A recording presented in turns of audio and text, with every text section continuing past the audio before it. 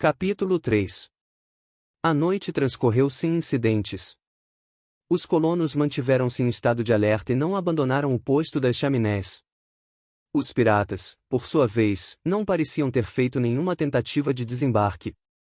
Desde que os últimos tiros de espingarda haviam sido disparados contra Ayrton, nenhuma detonação, aliás, nenhum ruído permitia detectar a presença do brig nas águas da ilha. A rigor, tudo indicava que, pensando estar às voltas com um forte contingente, ele levantara ferros e se afastara daquelas paragens. Lamentavelmente, não fora nada disso, e, tão logo o dia raiou, os colonos puderam entrever um vulto difuso nas brumas da manhã. Era o Speed. Amigos, ouçam as disposições que julgo apropriado tomar, antes que essa cerração se dissipe completamente. Enquanto ela nos esconder dos olhos dos piratas, poderemos agir sem despertar sua atenção. O mais importante é impingir aos degredados que a população da ilha é grande, por conseguinte, capaz de lhes fazer frente. Proponho então nos dividirmos em 3 grupos, que se posicionarão, o primeiro nas próprias chaminés e o segundo na foz do Mercy. Quanto ao terceiro, julgo aconselhável instalar-se no Recife, a fim de impedir, ou pelo menos atrasar, qualquer tentativa de desembarque. Temos a nosso dispor 2 carabinas e 4 fuzis. Todos nós estaremos armados, e, como temos uma bela provisão de pólvora e balas, não economizaremos chumbo. Nada temos a temer dos fuzis, tampouco dos canhões do brig. O que poderiam contra essas rochas? E, como não atiraremos a partir das janelas de Granite House, não passará pela cabeça dos piratas disparar projéteis naquela direção, o que poderia causar danos irreparáveis. O que devemos temer é a possibilidade de um corpo a corpo, uma vez que os degredados têm um número a seu favor. Portanto, sem nos expor, cumpre evitar a todo custo um desembarque. Logo, atirem a valer. Mas com precisão. Cada um de nós tem 8 ou 10 inimigos a liquidar e assim faremos.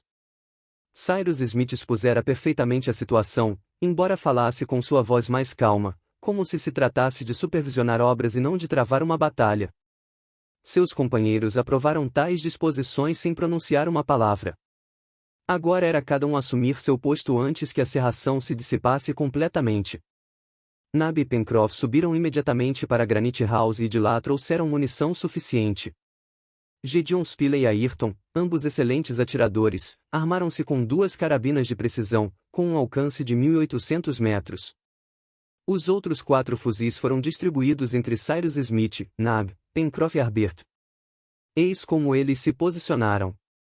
Cyrus Smith e Harbert emboscaram-se nas chaminés, dominando assim a praia, ao pé de Granite House, num perímetro bem amplo.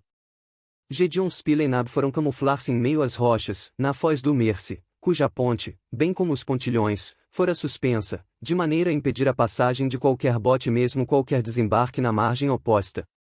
Quanto a Ayrton e Pencroff, empurraram o bote para a água e se prepararam para atravessar o canal a fim de ocupar separadamente 2 postos no Recife.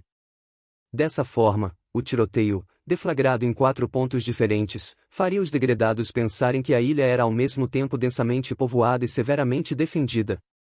Se ainda assim não pudessem evitar um desembarque, se, por exemplo, um escaler do brig os driblasse, Pencroff e Ayrton deveriam retornar com o bote ao litoral e dirigir-se ao ponto mais ameaçado. Antes de ocuparem seus postos, os colonos apertaram-se as mãos pela última vez. Pencroff conseguiu se controlar e reprimir a emoção quando beijou Harbert, seu filho. E se separaram.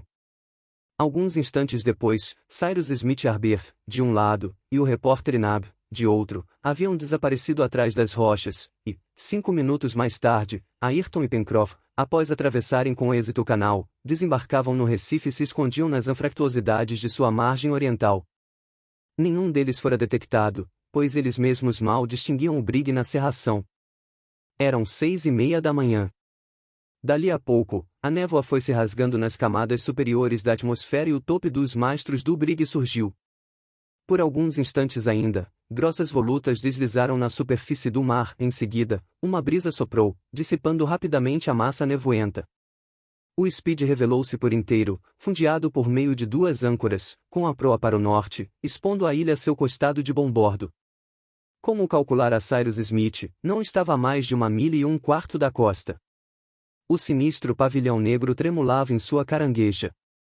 Com a luneta, o engenheiro percebeu que os 4 canhões que compunham a artilharia de bordo apontavam para a ilha, evidentemente preparados para abrir fogo ao primeiro sinal.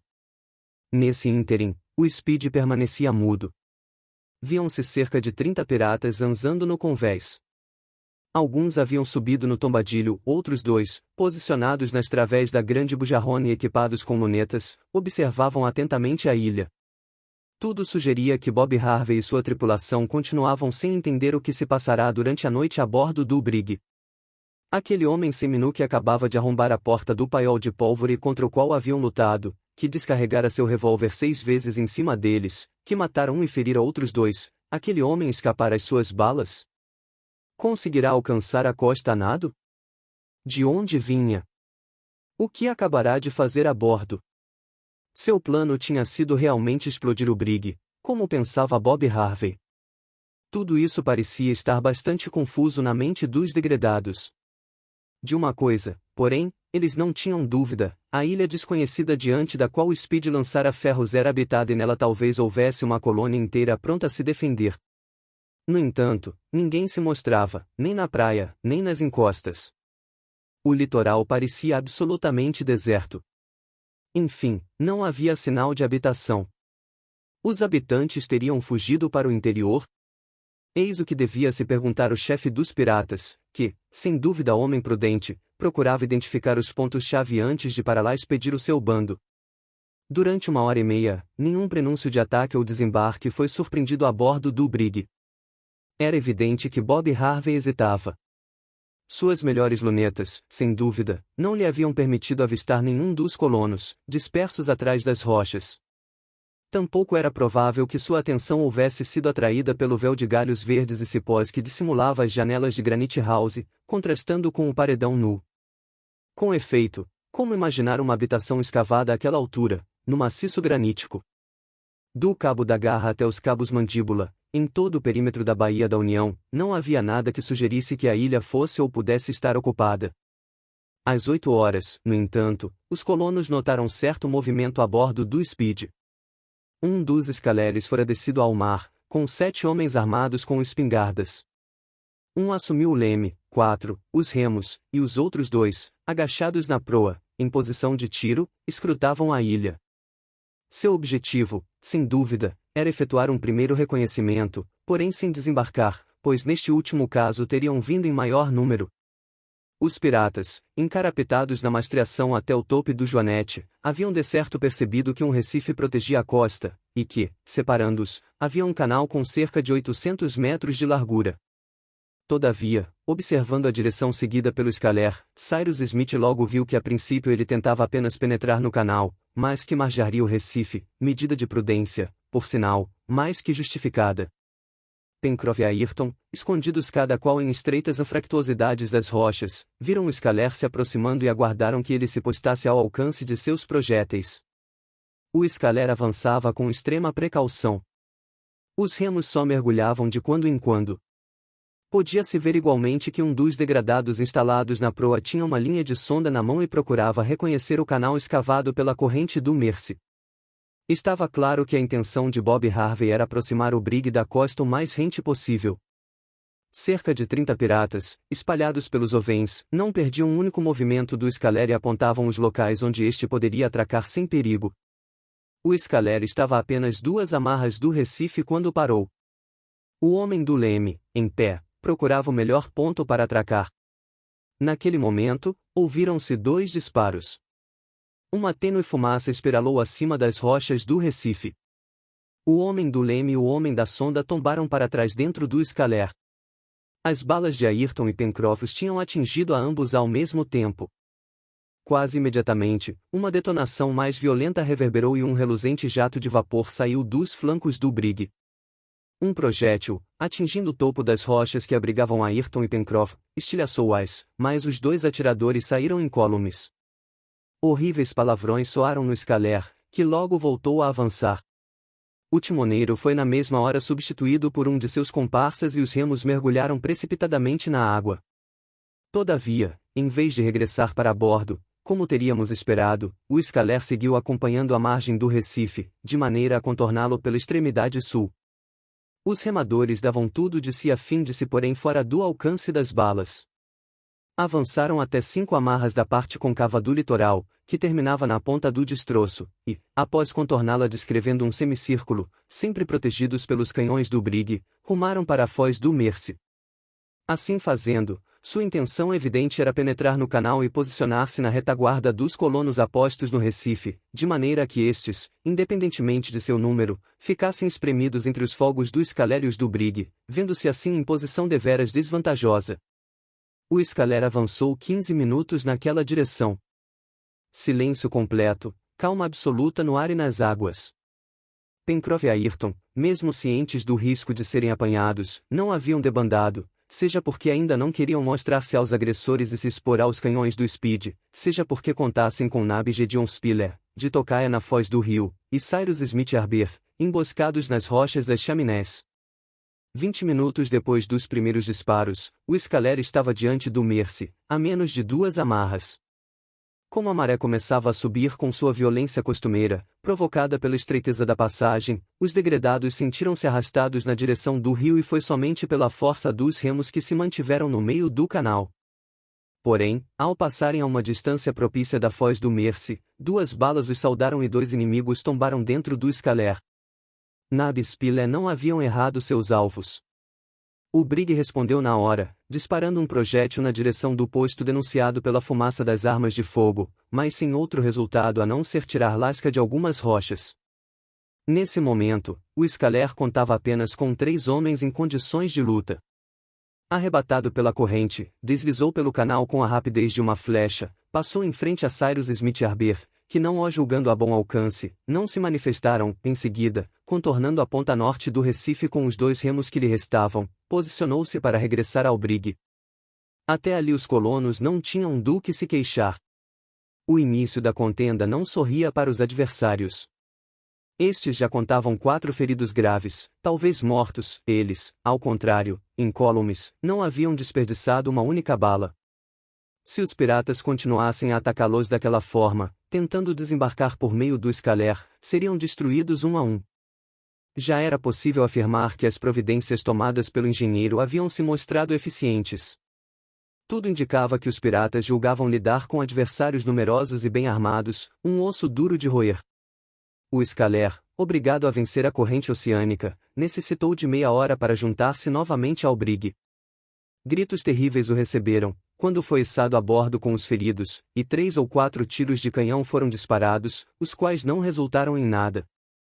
Uma dúzia de degredados, no entanto, fulos de raiva e talvez ainda ébrios da carraspana da véspera, lançou-se na embarcação.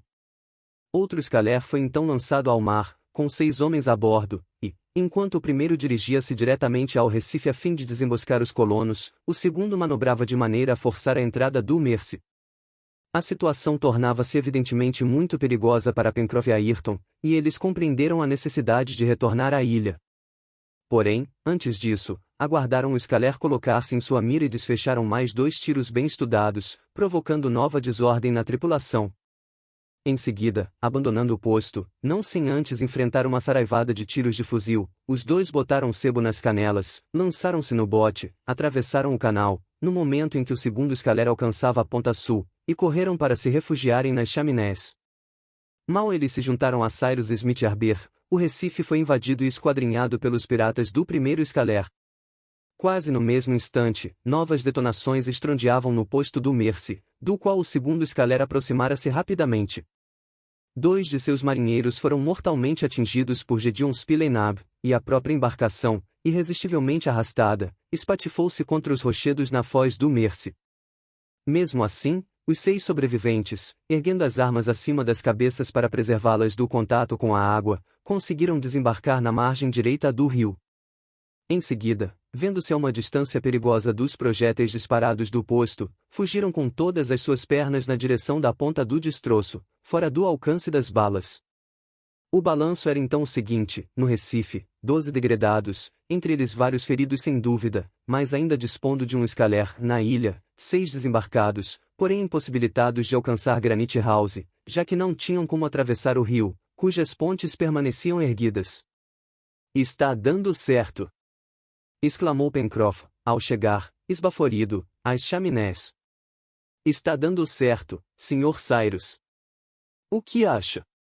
Acho, respondeu o engenheiro, que o combate vai ganhar novos contornos, pois, se forem um pouquinho espertos, os corsários não vão insistir na mesma tática em condições tão desfavoráveis. Em todo caso, não atravessarão o canal, declarou o marujo. As carabinas de Ayrton e do Sr. Spiller estão lá para impedi-los.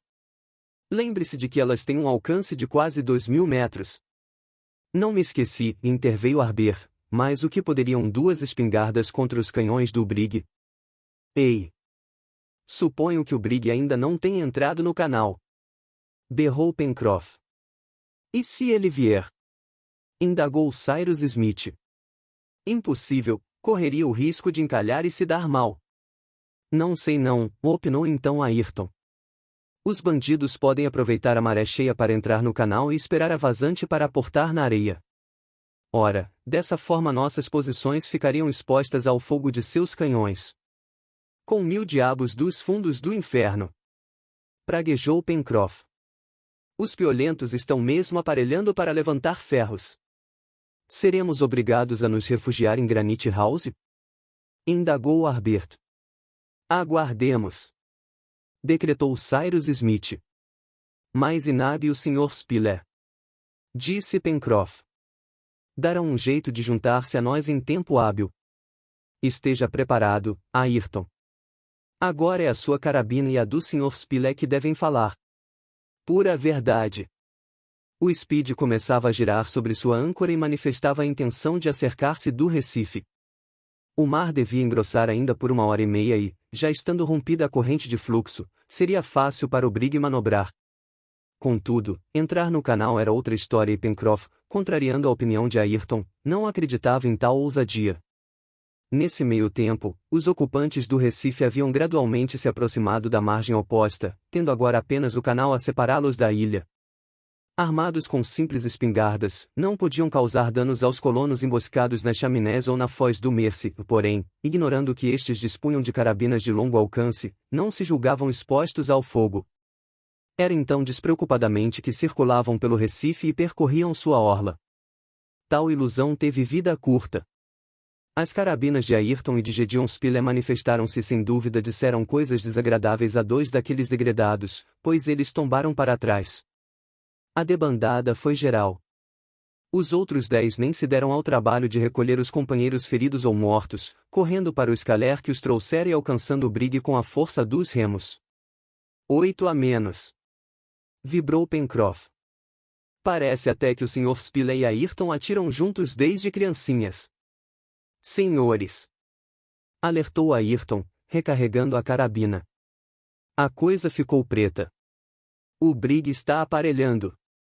A âncora está aprumada. Sim, vão zarpar. Com efeito, à medida que a tripulação do Brig manobrava para operar, ouvia-se nitidamente o tilintar do linguete batendo no cabrestante. Recolhida a âncora, o Speed começou a mover-se em direção à ilha. O vento soprava do largo, o grande traquete e a vela da gávea foram içados e o navio foi se aproximando da praia. Dos 2 bastiões, do Mercy e das chaminés, sem dar sinal de vida porém ligeiramente inquietos, os colonos assistiram àquela manobra. Passariam maus bocados quando expostos ao fogo dos canhões do Brig e sem condições de lhe responder à altura. Como então impedir os piratas de desembarcar? Cyrus Smith considerava a situação grave e se perguntava que atitude tomar. Dali a pouco teria de tomar uma decisão. Mas qual? Confinarem-se em Granite House, esperar o cerco, resistir semanas, meses até, uma vez que os víveres eram abundantes? Mas e depois? Nem por isso os piratas deixariam de ocupar a ilha, a qual devastariam a seu bel prazer, e, com o tempo, de subjugar os prisioneiros de Granite House. Restava, contudo, uma chance, era Bob Harvey não entrar com seu navio no canal e permanecer fora do Recife. Meia milha ainda o separava da costa e, a essa distância, seus disparos não teriam grandes consequências. Nunca, repetia Pencroff, nunca esse Bob Harvey, supondo que seja bom marujo, entrará no canal. Ele sabe perfeitamente que isso significa arriscar o Brig, por menos que o mar esteja hostil. E o que seria dele sem o seu navio? Nesse ínterim, o Brig se aproximara do Recife, sendo possível perceber que procurava alcançar sua extremidade inferior. O vento amainara e, como a corrente já perdera grande parte da força, Harvey era absolutamente soberano para manobrar como bem entendesse. A rota seguida anteriormente pelos escaleres lhe permitirá conhecer o canal, no qual entrará desabridamente. Seu plano estava claro: queria ancorar com os costados voltados para as chaminés e, de lá, responder com obuses de canhão às balas que estavam a dizimar sua tripulação. O Speed não demorou a alcançar a ponta do Recife, contornando-o com facilidade. A brigandina foi então aberta, e o Brig, posicionando-se a barlavento, surgiu diante do Mercy. Bandidos! Estão vindo! Exasperou-se Pencroff. Nesse momento, Nab e Gideon Spilett juntaram-se a Cyrus Smith, a Ayrton, o Marujo e Harbert. O repórter e o companheiro, agindo de maneira sensata, haviam julgado conveniente abandonar o posto do Mercy, onde não podiam fazer mais nada contra o navio. Era preferível que todos estivessem juntos no momento de uma ação decisiva. Gideon Spilett e Nab haviam chegado ali esgueirando-se por trás das rochas, não sem antes driblarem uma saraivada de balas. Spilett! Nab! Exclamara o engenheiro. Não estão feridos? Não. Respondeu o repórter. Apenas algumas escoriações, balas que resvalaram. Mas o maldito Brig está entrando no canal. Exatamente. Confirmou Pencroff. E daqui a 10 minutos estará ancorado em frente à Granite House. Tem algum plano, Cyrus? Indagou o repórter. Vamos nos refugiar em Granite House. Enquanto é tempo, lá os piratas não podem nos avistar. É minha opinião também, disse Gideon Spilett. Mas depois de nos enfunarmos lá, as circunstâncias nos dirão como agir, foi a resposta do engenheiro. A caminho, então, e rápido. Disse o repórter. Não quer, Sr. Cyrus, que Ayrton e eu fiquemos aqui? Perguntou o Marujo. Para quê, Pencroff? Questionou Cyrus Smith. Não. Não devemos nos separar. Não havia um instante a perder. Os colonos deixaram as chaminés. Uma espécie de cortina de pedras impedia que fossem vistos do Brig, mas 2 ou 3 detonações e o estrépito dos projéteis contra as rochas lhes informaram que o Speed se aproximava. Arrojar-se dentro do elevador, subi-lo até a porta de Granite House, onde Top e Jup já se encontravam desde a véspera, adentrar no salão, foi coisa de minutos. Já não era sem tempo, pois, através das ramagens, os colonos perceberam o Speed deslizando pelo canal envolto na fumaça. Foram inclusive obrigados a se esquivar, pois as descargas eram incessantes e os projéteis dos 4 canhões atingiam a esmo tanto o bastião do Mercy, que se encontrava desocupado, como as chaminés. Rochas estilhaçadas e urras acompanhavam cada detonação. Quando ainda alimentavam esperanças de que Granite House fosse poupada, graças à precaução que Cyrus Smith tomara de camuflar as janelas, um projétil, passando rente ao portal, penetrou no corredor. Maldição! Será que fomos descobertos? Exclamou Pencroff. Os colonos talvez não tivessem sido detectados, mas por via das dúvidas Bob Harvey julgara de bom alvitre disparar um projétil através da folhagem suspensa que mascarava aquele ponto do maciço. Aliás, já intensificava os disparos quando outro projétil, fendendo a cortina de folhagem, deixou à mostra um buraco escavado no granito. A situação dos colonos era desesperadora. Seu covil fora descoberto. Não dispunham de meios para se defender daqueles projéteis, nem para ficar a salvo das lascas de pedra que estilhaçavam ao seu redor. Não lhes restava senão refugiar-se no corredor superior de Granite House, deixando sua moradia à mercê da destruição. Nesse instante, uma explosão seca ressoou, seguida por gritos aterradores. Cyrus Smith e seus companheiros precipitaram-se para uma das janelas. O Brig, irresistivelmente soerguido por uma espécie de coluna líquida, acabava de rachar ao meio e, em menos de 10 segundos, era engolido pelas águas junto com sua criminosa tripulação.